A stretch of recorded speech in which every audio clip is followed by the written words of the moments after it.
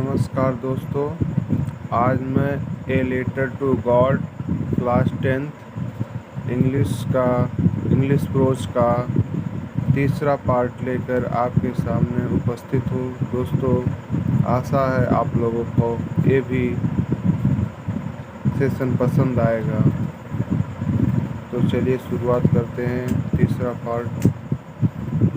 One of the employees who was a postman and also helped at the post office.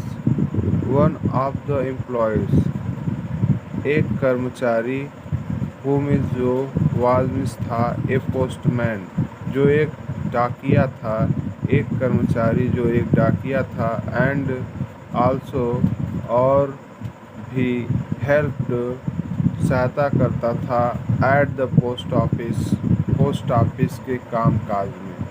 एक कर्मचारी जो post office के कामकाज में मदद किया करता था। वेंट टू हिज बॉस, अपने मालिक के पास गया। वेंट टू हिज बॉस, अपने मालिक के पास गया। लाफिंग हैविली, हर्टली, जोर से हंसते हुए। एंड सो, और उसको दिखाया। Him the letter to God, भगवान के नाम का पत्र। कर्मचारी गया और अपने मालिक को पत्र दिखाया। नेवर इन हिज कैरियर, अपने जीवन काल में, एज ए पोस्टमैन डाकिया के पद पर रहते हुए, had he known that address, वह ऐसा पता कभी नहीं देखा या कभी नहीं जाना। द पोस्टमास्टर, जो पोस्टमास्टर था, ए फैट, एक मोटा,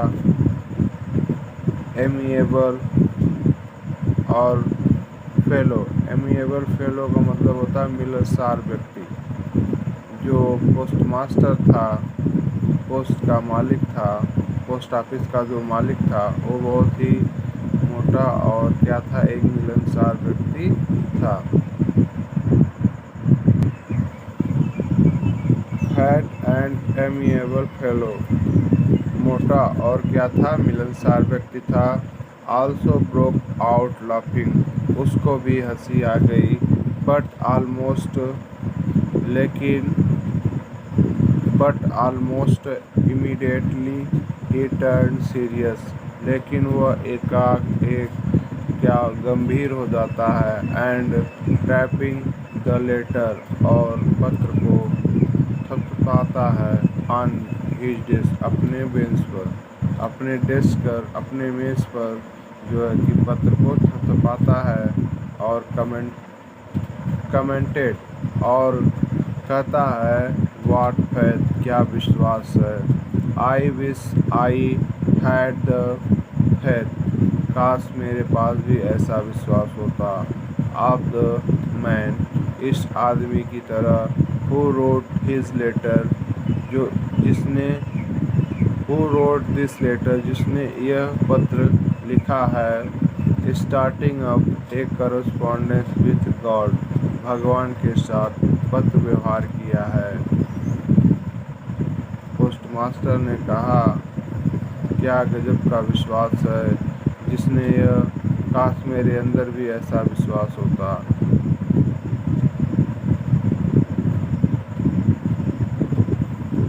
जिसने जो है भगवान के साथ पत्र व्यवहार किया है। So in order not to shake the writer's faith in the god, the postmaster come up with an idea. So इसलिए, in order not to shake the writer's faith in the god, ताकि भगवान पर से लेखक का विश्वास न टूटे, इसलिए द पोस्टमास्टर पोस्ट ऑफिस का जो मालिक था, कम अप विथ एन आइडिया, उसको एक विचार आया। आंसर द लेटर, कि पत्र का जवाब दिया जाए।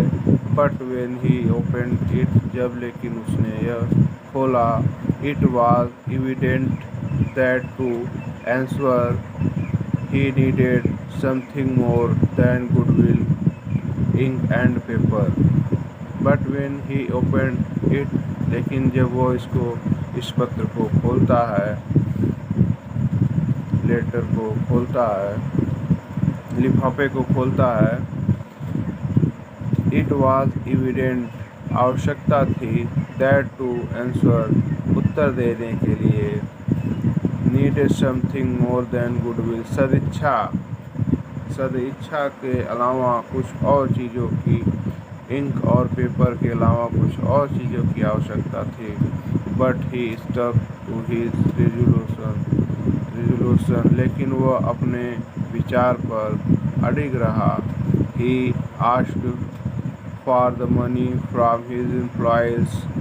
उसने कहा धन के लिए, फ्रॉम हिज एम्प्लॉयज अपने कर्मचारियों से धन के लिए कहा.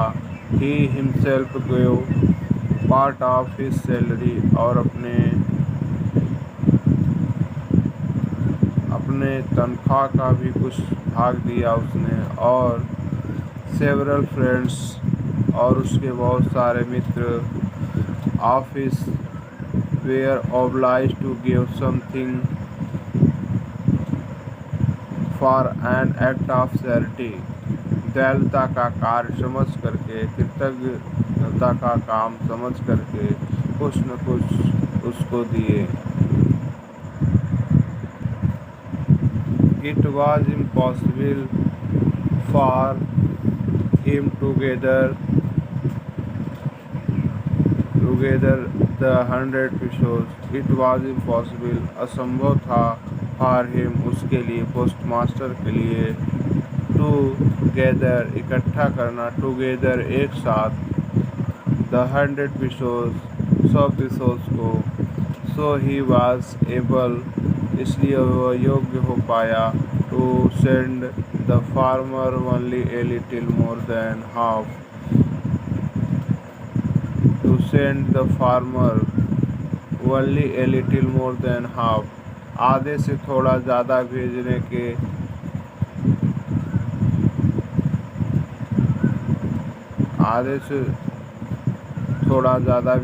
के योग्य हो पाया.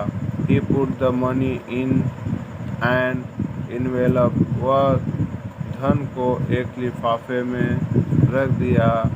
एड्रेस टू लेंचो और उस पर लेंचो का पता लिख दिया. And with it a letter containing और उसमें एक अक्षर केवल लिख दिया.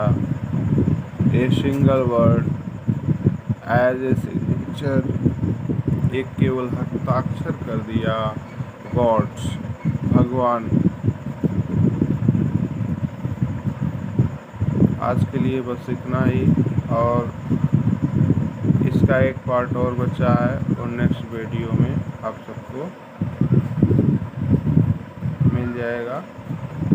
Thank you.